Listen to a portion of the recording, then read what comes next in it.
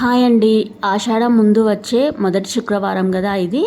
So ఇంకా మన ఇంట్లో ఉండే నరఘోష, నరపీడ, నరదృష్టి పోవాలంటే నేను చెప్పే ఈ పరిహారాన్ని పాటించండి. ముందుగా 4 మట్టి ప్రమిదల్ని తీసుకొని వాటిని నీట్గా క్లీన్ చేసుకొని గంధం కుంకుమతో అలంకరించి ఇంకా దొడ్డుప్పు తీసుకోవాలి. వీటినే కల్లుప్పు అని కూడా అంటారు. ఆ దొడ్డుప్పును ఈ 4 ప్రతిమల్లో నింపేసుకొని 2 నిమ్మకాయలని తీసుకోవాలి. వాటిని స్లైసెస్లా కట్ చేసుకుంటే ఇంకా 4 అవుతాయి కదా.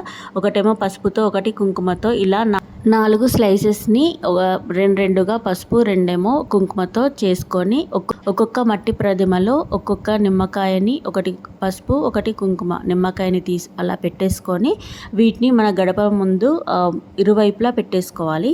ఇలా చేయడం వల్ల మన ఇంట్లో ఉండే నరఘోష, నరదృష్టి, నరపీడ అంతా పోతుంది ఫ్రెండ్స్. ఇంకా ఇలాంటి మోర్ ఇంట్రెస్టింగ్ వీడియోస్ కోసం please subscribe to Shanvi Shashi YouTube channel. Thanks for watching. Bye bye friends.